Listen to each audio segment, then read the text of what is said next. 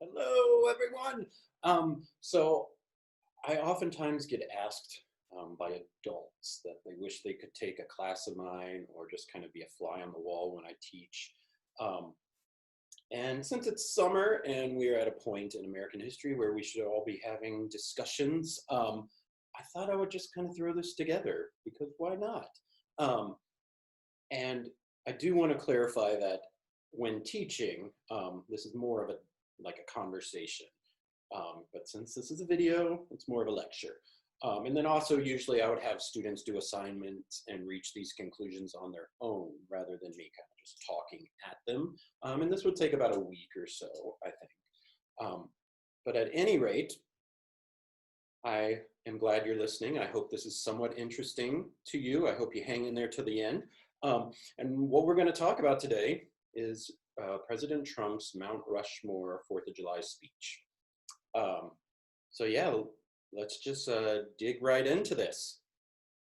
So, give me just a second to get my screen share all set up. Okay, so today we're going to be looking at President Trump's Independence Day at Mount Rushmore speech. I was hiding, my face was hiding it. Although I think it actually technically was on July 3rd when he gave that speech. And the two main concepts we're going to look at is the dangers of a single narrative or perspective and political dog whistling. And then we're going to use these two things to analyze President Trump's speech. So the first thing, what is a single narrative or perspective? What the heck does that even mean? And generally what that means is telling a story from one side, right?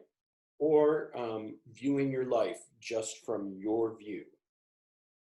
So simply simplifying everything to one perspective. And what I wanted to look at, I screwed that up, let me jump back in here, is then why is a single narrative or perspective dangerous? Why would this be maybe a bad thing? So let's look at that. And I'm sorry to be flipping my screen so much. I've actually never used this whiteboard before, so let's give it a go. Okay, so let's say we have person A and person B. Okay, so in basic human communication, how does it work? Person A talks to person B, and person B talks back, right? So there is a give and take of information. And that is how any learning happens. In order to learn, in order to grow, in order to contemplate, we have to hear ideas outside of our own. We have to see perspectives outside of our own. And you can probably already see where this is going, but this is even on a simpler level. Like consider Hamilton. Most of us watched Hamilton this past weekend. And probably this Monday, everyone's like, what did you think of Hamilton? Share your perspective with me. Or think when you're dating, right? You date someone, you learn what worked well, what didn't work well. You learn things about yourself, how you communicate, maybe things you don't like in a partner. Eventually, if you break up, you use all of that the next time you date. And what that is doing is you're learning to see more than just your perspective, because it is almost humanly impossible to just see the world from a single perspective. There's not a single instance I can think of where it is just one perspective and nothing else, at least not a truthful interpretation. So think of anything in history, any war, any conflict, anything, or any movie plot, anything, you have multiple perspectives because that's what makes life interesting, but that's also what creates conflict and allows us to grow and learn. Okay, so then the danger of this single perspective then is that we are limiting it all into just one oversimplifying perspective. And where this really comes in today is something we've been talking a lot about, white privilege. And this is like a trigger word for a lot of people because it's race related and, shame maybe and guilt or anger and hypocrisy and who knows, lots of different ideas around white privilege. But ultimately, all that white privilege is saying you have lived a life through a relatively single narrative, a single perspective. And I want you to actually think about what that means. That's not saying you're a horrible racist. It's not saying things like that, but it's saying you didn't have to look at things from another angle. And that's a sort of privilege. So myself as a gay individual, for example, I've had to fight just to love, right? My life with Christopher has been a battle my entire life just to say I'm legally allowed to be with him, or the right to not be fired simply for being gay, right? So I've had to grow up viewing multiple perspectives and learning how to live in this world, knowing all these different perspectives exist. And if you look at African Americans, they have what, 240 years, even more actually, of this, where they are having to look at all the things that don't apply to them, whether it was because of slavery or because of Jim Crow laws or political gerrymandering or like any of this stuff, not being able to own land. They've constantly had to see multiple perspectives in order to survive. Same thing with women or Native Americans or any minority. And so then that's kind of what people mean by white privilege, is because white America especially has only ever had to see it through the lens of white America. And one of the only things where we've somewhat allowed this single narrative, this single perspective, is in history. So if you look through the history of the United States, it's all from a white perspective, right? So think of Columbus, for example, Christopher Columbus.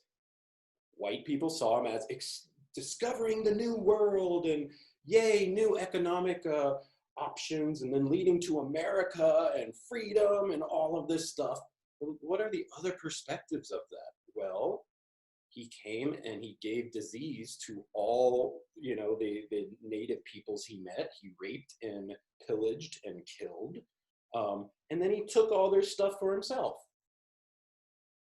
I mean, that's a pretty drastic other perspective for us to ignore. So to Native Americans, he was a terrorist, right? To us, or not to us, but to white America, he's like, oh, he discovered it and he should have statues because he's some kind of god or something now. But no, that's just not the reality. And all of history is like that. So if you look through all of American history, and this is something I teach my students, ask yourself what perspective is missing, right? And you can look through it and you'll start to see that it's almost all predominantly told through the white perspective. So then let's go even deeper with this idea of the single narrative. Bear with me just a moment here. Okay, back to my nifty little whiteboard thing that I've never really used before. Okay, so bear with me as I attempt to draw here. Okay, so here is a stick figure. And we'll just call this a standard American or something. Okay, and then this is a TV. And then you got some screens here. Okay, so Americans my age or older, so let's say 40 or older, maybe a little younger, 35 or older. We grew up in a time pre-social media, right? Pre-internet. And in those days, you had 3-4 stations, and you had some trusted person like Walter Cronkite or Tom Brokaw or something who would come on the news and would tell us what's going on in the world. Now, where's the single perspective in that? So think about how information happened then. So you would have multiple stories, multiple perspectives coming into the TV people. But then you'd really just have one perspective coming out, telling us what we think. And it wasn't that extreme. I mean, there were some variations between the networks, but there was kind of a monopoly on what we heard about, what we got to see. And in some ways it expanded, like Vietnam was a televised war, and so it changed our perception because certain people like Walter Cronkite made it a point to talk to us about the reality of Vietnam War. But if he decided not to do that, we may have not seen some of the horrors of the Vietnam War, okay? So we are used to a single or a few gatekeepers of this information explaining to us in an hour what's going on. So then in modern America, let's get rid of all of this. Modern America, we don't have that. We no longer have, I'm trying to find my pencil thing again. There it is. We no longer have Cronkite telling us the way of America. And instead, what we have is this.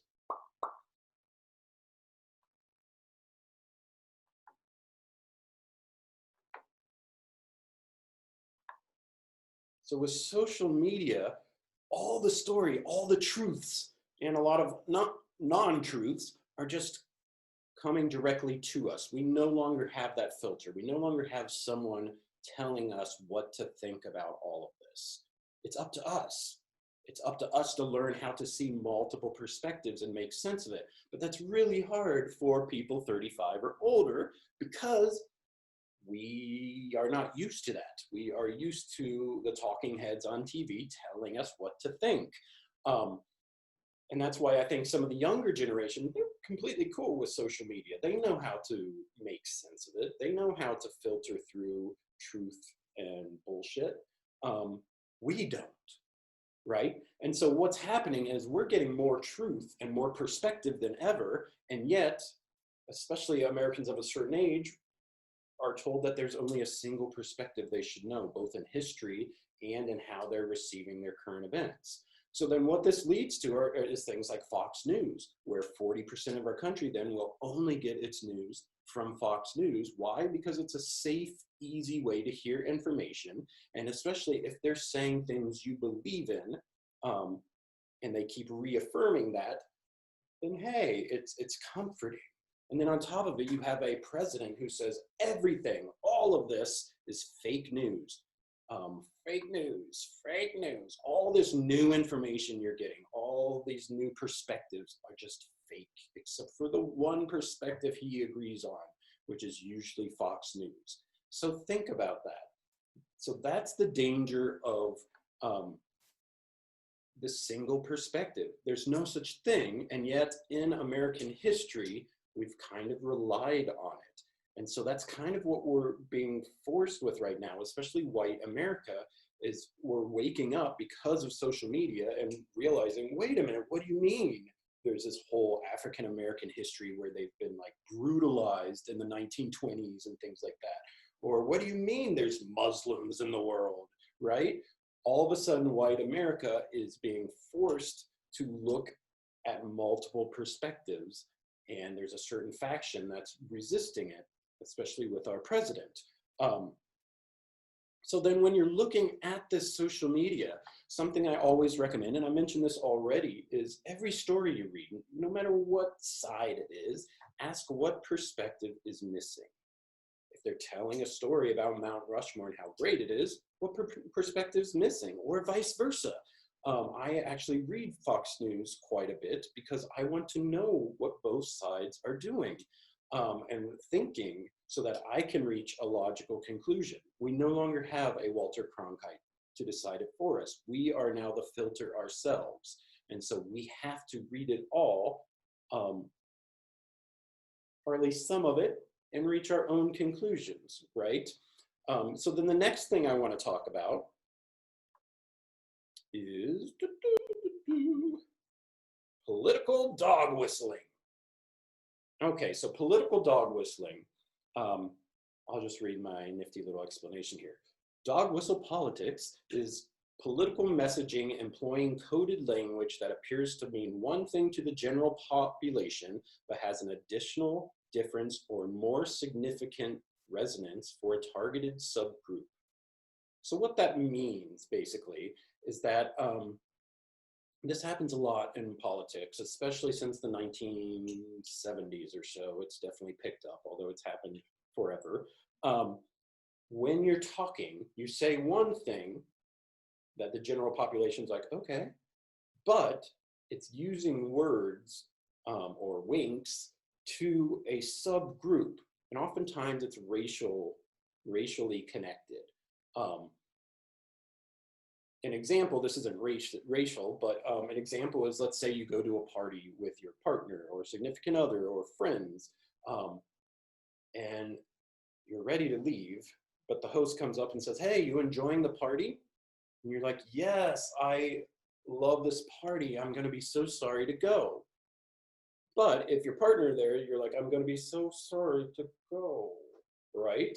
So you are giving your partner subtext that maybe the host of the party wouldn't get, where you're telling your partner, I'm ready to leave, I don't want to be at this party anymore, but you want everyone else to think you're enjoying this party. And that's ultimately what political dog whistling is that you have two meanings, one general meaning and then one for the people that you're really talking to. So then let's look at some examples of this. This is from BBC News, and let me make sure I turn the audio on this. Sorry, guys. Okay. Yes, okay. So let's sit back and watch this, and this will give some examples of some modern day political dog whistling. It's a major way that politicians are manipulating people into doing something that, if they're fully conscious of it, they wouldn't be morally comfortable with. What do these things have in common? They've all been labelled a dog whistle, an image or phrase with a hidden meaning only certain people are supposed to pick up on. It's pretty much always linked to race, but like a dog whistle, most people won't hear it. Antonio Delgado claims he's like us. Accusations of dog whistle tactics blighted the 2018 US midterm elections. People didn't fail to notice how this Republican advert described Antonio Delgado, a black Rhodes Scholar and Harvard graduate. Big city rapper Antonio Delgado. The rapper part was true, and the reason they're repeating it over and over again is they can say that without saying he's black. Big city rapper is meant to conjure up associations of blackness and criminality. And this is nothing new. Both Republicans and Democrats seem to have a track record of depicting Obama as something of a foreigner, whether talking about his supposed native clothing. I have no shame or no problem with people looking at Barack Obama in his native clothing. Or simply pronouncing his full name. Barack Hussein Obama. Barack Hussein Obama. Barack Hussein Obama. I think it was meant to trigger associations of foreignness, non-whiteness, Muslimness, and association with Saddam Hussein. So where did this tactic come from? It used to be, before the civil rights movement in the US, that politicians could appeal quite openly to voters' racism and say, vote for me because I support segregation of the races. After the civil rights movement, that became unacceptable. So they started using language which was acceptable, but which sent the same message. And there was one political strategist who took dog whistling to an art form. Lee Atwater was the master of the dog whistle. Atwater's work supporting Bush's 1988 presidential bid led to an advert so infamous that even today it casts a shadow over the president's legacy. Willie Horton, who murdered a boy in a robbery, stabbing him 19 times. Despite a life sentence, Horton received 10 weekend passes from prison. Horton fled, kidnapped a young couple, stabbing the man and repeatedly raping his girlfriend. Weekend prison passes. Dukakis on crime. It's now taken as a paradigm case of dog whistle politics, but at the time, people really fought this idea. You can perhaps imagine why they did. This was, after all, a true story. So what makes the advert a dog whistle? Showing his face, of course, because he was very clearly black, but also I think shortening his name from William to Willie to make it sound more stereotypically black. Those things, working together with the crimes that he committed, served to trigger very negative racial attitudes. Politics in the UK hasn't been free of dog whistle accusations either. The 2005 Okay, so Tory let's stop there. I think you get the idea. So what it is like I was saying, it's a subtle way to cue into certain voters or to certain listeners that you're talking to them, while pretending like you're talking about something bigger, like whatever that was, weekend passes or whatever it is for prison.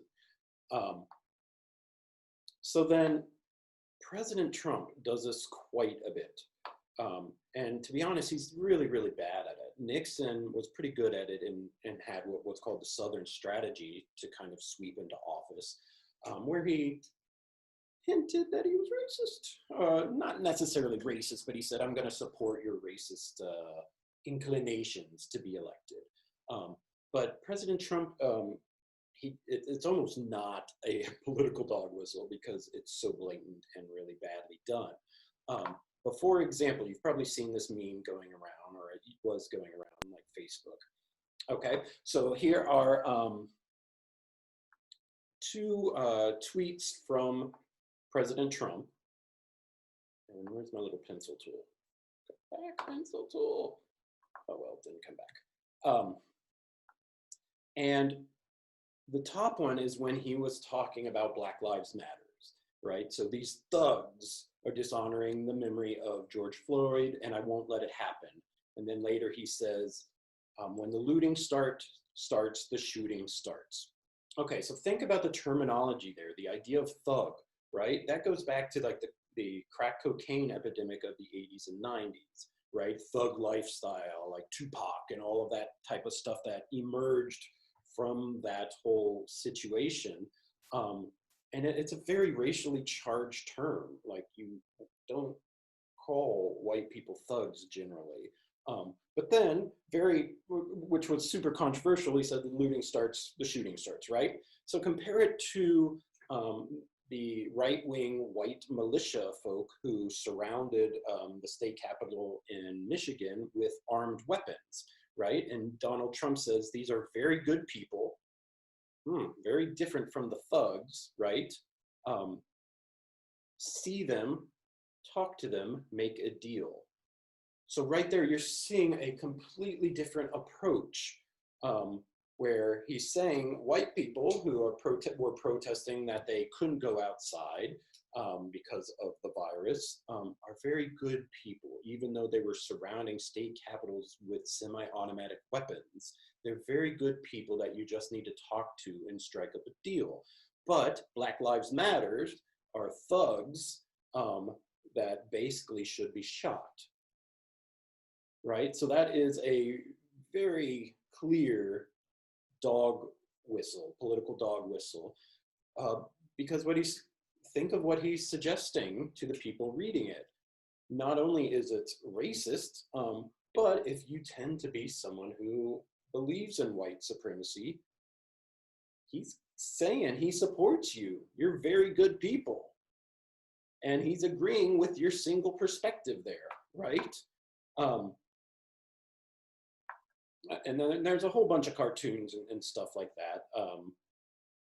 So like the dog whistler, this cartoon, this political cartoon down here, you can see Trump actually whistling, and all of his white dogs, I might add, with their ears up, right? So he's dog whistling to this white supremacy group generally. So then let's start diving into his recent rallies. All right, so the Tulsa rally on June 20th, which was originally, as we all know, scheduled for Juneteenth. Let's look at the background here. So these are the multiple perspectives, right, that were edited out of American history. So Tulsa was an affluent African-American business district known as Black Wall Street until angry whites destroyed it on June 1st, 1921. So this was like one of the most successful districts of African-American population, right? They were starting to become economically equal and have some power. So angry whites destroyed it. In 1921, they burned 35 city blocks, killed 300 African-Americans, and injured 800 others. So think of that. funny how that got deleted from our history, right? How that perspective just disappeared. We don't talk about it. It's also ironic, you know, with complaints against Black Lives Matter and calling them thugs. These people burned 35 city blocks, killed 300 people, and injured 800 others. Where are the thugs there, right? And instead we just, let's just forget it because it's African Americans. And then Juneteenth, as you know, the controversy we already talked about, a holiday that traditionally celebrates the end of slavery. All right, so you look at all of this, right? He was going to hold this Tulsa rally on Juneteenth in Tulsa, 99 years after Black Wall Street was burned out. There is no coincidence there. And you know, President Trump claimed ignorance or whatever, but this is a political dog whistle, right? This is a clear signal to white nationalists saying he supports it. He's got your back, right? There's too many coincidences there. There's no way all of that was by accident. Or let's look at the Mount Rushmore thing. So the Black Hills, which is where Mount Rushmore was where the actual monument is sacred to the Lakota Sioux tribe, who are the original occupants of the area, right? So it is sacred land to them. And according to the Fort Laramie Treaty of 1868, the US gave that territory, including the Black Hills, to the Sioux Nation. But that only lasted about 3 years until we found gold in that area. So then the US government was like, never mind, we want it back. And South Dakota was also the site of the last major defeat of Native Americans, who was also the Sioux tribe, the Battle of Wounded Knee in 1890, where hundreds of unarmed women, children, and men were basically massacred by US troops. Okay, so there's a lot of history here. And if you look at the monument itself, this is where the multiple perspective thing comes in. Because we all know what Washington and Jefferson and Lincoln and Teddy Roosevelt have done for our country in terms of building it, especially for white America, right? And so there's no denying they were important parts of our history. But that's also just through the single perspective. We have to learn how to see it from multiple perspectives. So Washington and Jefferson both owned slaves, right? And there's a whole lot of information about that, like Jefferson, you know, had a slave mistress basically who carried his child and all this other stuff. Roosevelt promoted the country's westward expansion, which included taking away all the land from Native Americans. And then Lincoln approved the hanging of 38 Dakota Native American men, which was the largest government-sanctioned mass execution in our history. So think of all of that. Look at all that so far. And that's not even the end of the story. In 1980, the Supreme Court, the top court of our land, ruled that the Black Hills belong to the Sioux tribe, that the original treaty of 1968 is still in effect, and that they own it, that is their land, right? So then I want you to think of all of this. So it's basically like holy land, sacred land to them, that was given to them, then taken away, then faces of 4 white men were carved into it. Even though they've done great things to this particular group of people, they did very bad things. Then in modern time, the Supreme Court says you have a right to this land and it's yours. And now we have what's generally perceived as a racist president, ignoring all that and coming in and making a 4th of July speech at a time when the nation is divided racially. That's not a coincidence, okay? That's another political dog whistle right there.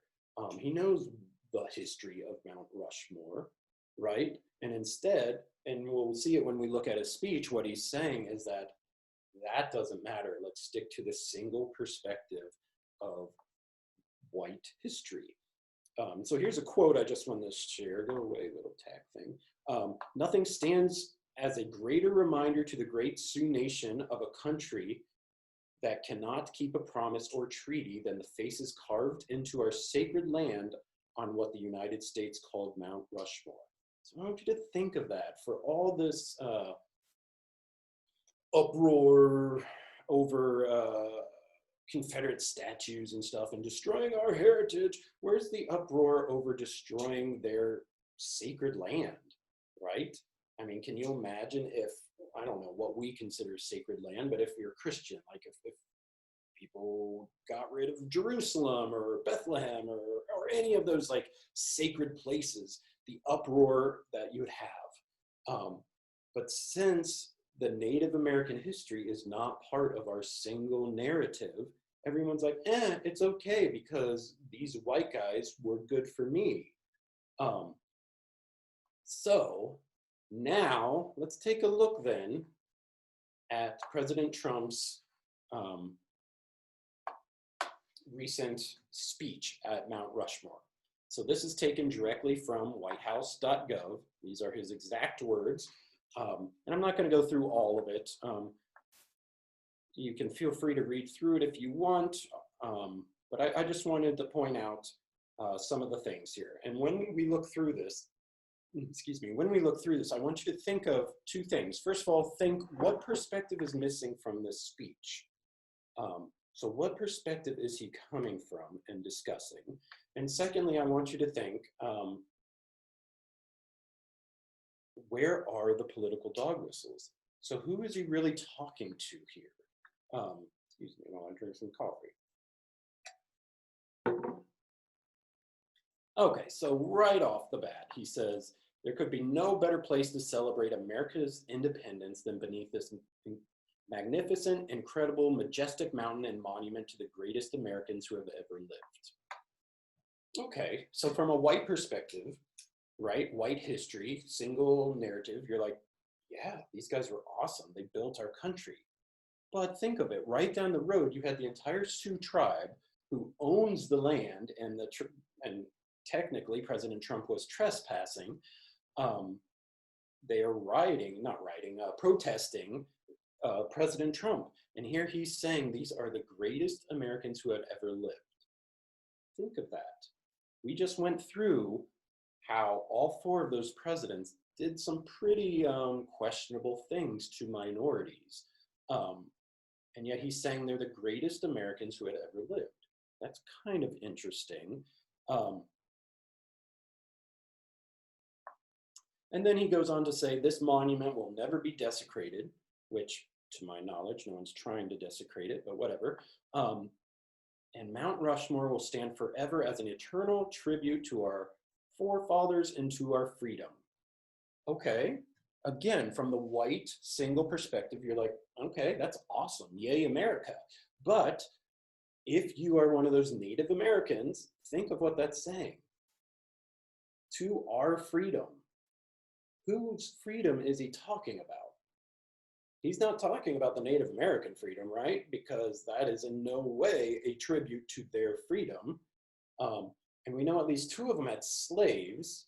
So, I mean, maybe we can say the country's grown since then, but it's probably not including African Americans, right? So, okay. So then let's keep going. At these words, every American heart should swell with pride. Every American family should cheer with delight.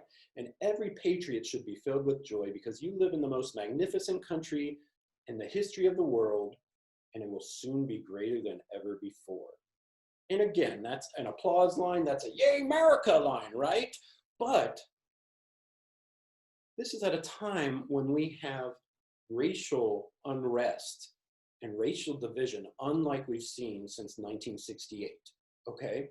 And he's saying every American patriot should be filled with joy because you live in the most magnificent country in the history of the world.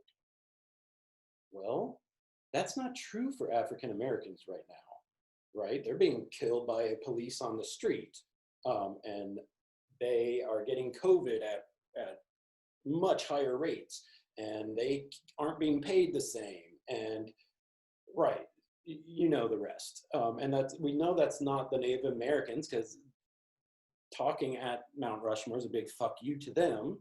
Okay, so then who else? The most magnificent country in the history of the world. Well, we know it's not trans people, because President Trump just put a whole bunch of bans on trans people. And we know it's not really same-sex or gay people, because, well, I'm still fighting for rights. I'm still not considered equal in the eyes of our law, even though I'm getting a little closer. So who's he talking to? Is it women? It's not really women, because, well, we've seen the Me Too movement, and we've seen that women don't make the same amount of money, and we've seen what happened to Hillary Clinton just because she ran for president and she was a woman. So who is he talking about? Every American heart, every American family, every American patriot. I think you know who he's talking to. So then let's continue on. No nation has done more to advance the human condition than the United States of America. This is so interesting to me, because obviously African Americans don't agree with that right now, right? African Americans have never been equal, and they've played the game entirely, right? They were slaves. They tried politically. They've tried peacefully. They've tried culturally. They've tried everything they could to become equal in this country, and they still aren't. So then what has the nation done to advance their human condition? Or how about Native Americans, where he's talking on land that we gave them, took away, gave back, and are now using to support the idea of white privilege. And again, let's say gay couples. We had to fight pretty darn hard in order to have any kind of advancement of our human condition, especially when Europe and England were like way, like 10, 15 years ahead of the game there. So what is he talking about? He is basically patting white America on the back, saying how great a country we are. Because right now, anyone but white America does not agree with that. So it's ridiculous. Then he goes on, and you know, there's a lot of Christianity type things that he throws in there to kind of dog whistle to Christians, and especially evangelical Christians, which, remember that whole photo shoot with him with a Bible in front of the church. So very much political dog whistling there, trying to get that vote. And let's see here. Then he gets into the meat and potatoes of his speech. As we meet here tonight, there's a growing danger that threatens every blessing our ancestors fought so hard for, struggled, and they bled to secure. Think of that. At Mount Rushmore, not too far from where the final slaughter of Native Americans happened, he's talking about white ancestors bleeding to secure this liberty, I guess. But think of that. Like, whose blood is he talking about? Because he's obviously not talking about Black Lives Matter or Native Americans or, again, gay people or women, right? So let's keep on going. Our nation is witnessing a merciless campaign to wipe out our history, defame our heroes, erase our values, and indoctrinate our children. So then you start getting some fear-mongering in there. He talks a lot about children in this. And by this point, it's becoming obvious he is just talking to white America, right? He is dismissing all the minorities, because the minorities won't agree with this at all. This is not a language or a history that they identify with. So then our nation is witnessing a merciless campaign to wipe out our history. But what is our history? We just talked about that, and that our history has been the single narrative. That's the dangerous aspect. And that's what everyone is trying to talk about now, is that everything has multiple perspectives, even social media. But Trump likes to go back to this idea that everything is fake news except what he is telling you. So he is saying there's a campaign to wipe out our history. Whose history? Who is our? Because we're all Americans. Minorities are Americans. The plight of minorities and immigrants and things like that in our country is America, right? So then who's he talking to? Defame our heroes. Okay, well, they can still be heroes, but there's multiple perspectives, and a lot of them did really shitty things.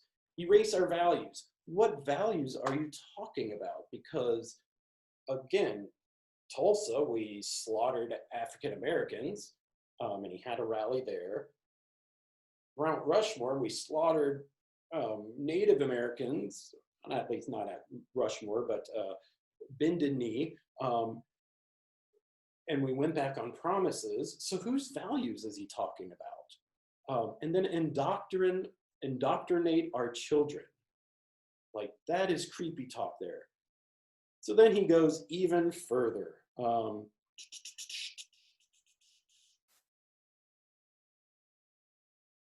But no, the American people are strong and proud, and they will not allow our country and all its values, history, and culture to be taken from them.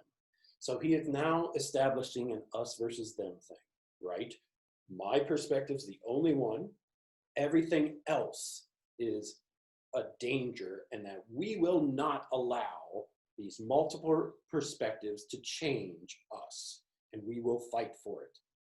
So who's the us he's talking about there? It has to be white America, right? And it has to be, going even further, political dog whistle to extreme white America, where he is saying they will not take our country.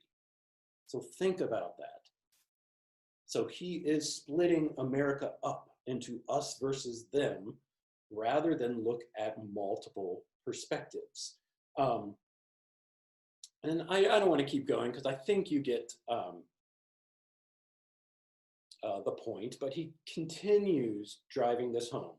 We will expose this dangerous movement. What's so dangerous about it? That African Americans want equality?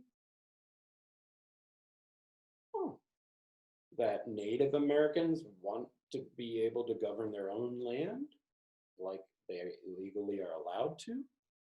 Oh, so what is so dangerous here? And what are we protecting our children from? The idea that there's other people in the world than just white people? Huh. And then preserve our beloved American way of life. And again, go back through history. No one else sees the American way of life as beloved as the white people. So then it just continues, and eventually he says it's the left wing, right? So now he's going so far as to not just say it's the minorities and their perspectives that's dangerous, but now it's left wing. Now it's anyone who has a separate opinion than white conservatives. And think of that. And there may be people who don't agree with my analysis of this, but I challenge you, tell me what other perspective he has in this. This entire speech is a single perspective. It's all designed to talk to white America, and to get them to vote for him. So, yeah, I think I rambled a little bit, but it gives you an idea of how my brain works, because you read through that speech, it's a single perspective, and it's clearly signaling to the people who are not minority, who are not left wing, that their way of life is under attack. And what is their way of life? think of that. Once you start looking at multiple perspectives in history, the way of life is just white supremacy. So this speech was absolutely a white power speech in every way. And he used it on the 4th of July at a time when our country is more divisive than ever, to reestablish an us versus them mentality against other Americans, simply to try to get reelected. That's what we're dealing with here, folks. All right, I think I rambled enough. Yeah, thanks for listening.